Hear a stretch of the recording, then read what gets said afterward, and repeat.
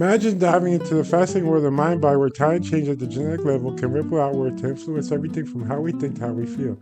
At the heart of this adventure is the genotype. Think of it as your body's unique instruction manual written in DNA. Within this manual are tiny variations, insertions, deletions, structural variants that can shape who we are.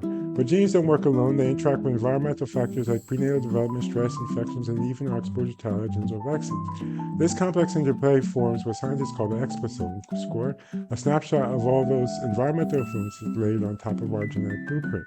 Now, zooming into the brain, we find a bustling network of cells, neurons, and glial cells, organized into circuits that process everything from basic reflexes to high-order behavior. For example, in conditions like ADHD, major depression, or substance use disorders, these neural circuits can show abnormalities. Think of them as traffic jams that slow down or misdirect signals. To understand these changes, researchers use tools like neuroimaging and electrophysiology, which act like the brain's cameras or microphones, revealing brain activity, midbrain states, and neural responses.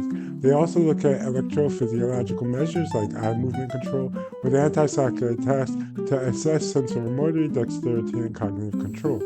On the behavioral side, it's all about traits and functions like emotion, mood, social skills, or executive functioning. Have you ever tried to recognize facial expressions? That's facial emotion recognition, a crucial skill that can be impaired in some neurophysiological conditions. Similar tests like the continuous performance test gauge attention and processing speed, while working memory and verbal learning will affect our ability to hold and manipulate information. Scientists also measure cognitive abilities like crystallized intelligence, our knowledge and fluid reasoning, which help us to solve novel problems. These are influenced by both our genes through gene expression, polygenic risk scores, and quantitative trait loci, and our environment, including prenatal neural differentiation and growth. Endophenotypes are like the hidden traits that bridge genes and outward behaviors, such as neurophysiological markers, neuroanatomical features, or biochemical signals like cortisol levels and inflammatory factors. These markers can be measured in blood, post-mortem brains, or even organoids grown in the lab, giving us clues about underlying causes. Sometimes genetic variations affect molecular phenotypes like DNA methylation or various sleep cycles, which in turn influence brain states and behavior.